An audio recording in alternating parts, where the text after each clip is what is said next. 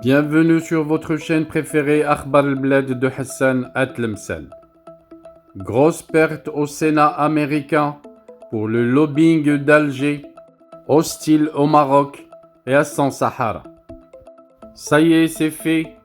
Le sénateur américain James Inhofe, qui a longtemps été une source de préoccupation pour la diplomatie marocaine et les intérêts étrangers du royaume, est désormais dans quelques coins de garage d'une retraite peu méritée et surtout bien loin des affaires du Congrès des États-Unis. Il ne s'est pas représenté à sa propre succession et c'est Markwayne Mullin qui a été élu sénateur d'Oklahoma. En effet, pour ce faire, ce dernier a largement remporté l'élection face à la candidate démocrate Kendra Horn, proche de l'ancien président Donald Trump. Mullin soutient comme ce dernier que les élections présidentielles de 2020 ont été volées aux candidats républicains et par là toute la politique passée de Donald Trump. Mullin succède donc à ce bon vieux Jim Inhofe, qui occupait par ailleurs la présidence de la Commission de la Défense et des Forces armées du Sénat américain, un poste qu'il ne convoitera désormais plus, vu qu'il ne s'est pas présenté aux élections sénatoriales, aux grandes dames de l'Algérie. C'est que le désormais retraité Inhofe, au cabinet Ken Consulting, appartenant à David Ken, le sénateur républicain et ex-patron de la puissante National Rifle Association, un lobby puissant des porteurs d'armes, notamment auprès du Congrès américain. Au Sénat, David Ken s'appuyait sur le sénateur d'Oklahoma Jim Inhofe pour son statut pour faire passer des lois. Ken est un bon client des capos d'Alger et pour cause, il a déjà eu une activité de lobbying en leur faveur afin de saboter les succès diplomatiques du Maroc et surtout de faire tomber la décision américaine de reconnaître la marocanité du Sahara. Peine perdue, pourrait-on dire, car la couleuvre est bel et bien avalée.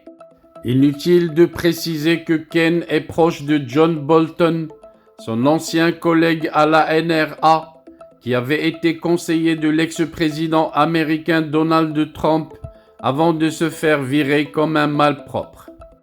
Bolton est connu pour son soutien à Alger et son bon bain en prônant la tenue du référendum d'autodétermination. Il avait même participé à l'élaboration du plan de James Baker II en 2003. On pourrait ajouter à ce beau monde les deux ex-envoyés personnels du secrétaire général de l'ONU pour le Sahara, James Baker, et ce cher Christophe Ross, qui entre deux gueules de bois et un moment de lucidité, se rend apte à empocher sa pension en pétrodollars d'Alger.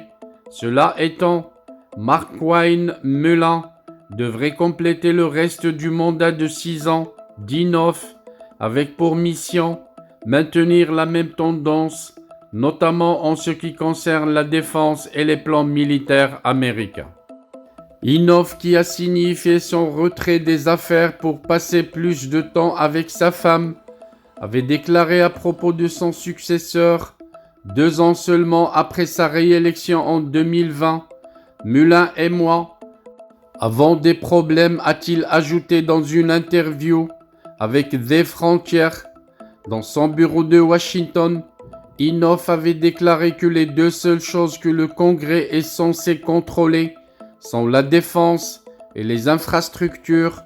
Pour sa part, Mullin avait déclaré que s'il était élu, il allait perpétuer sérieusement l'héritage d'Inhofe, mais également siéger au comité des services armés pour assurer une défense nationale solide.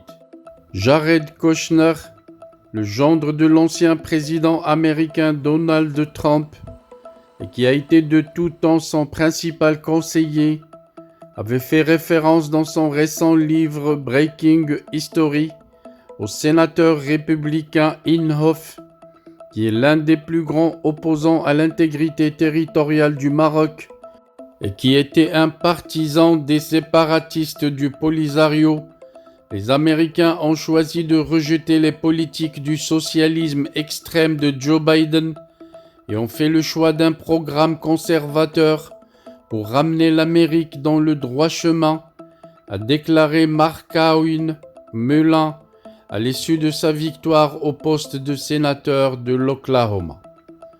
Cette année, 35 des 100 sièges du Sénat américain étaient à pourvoir dans cette élection de cet État qualifié de spécial avec la démission de Jim Inhofe.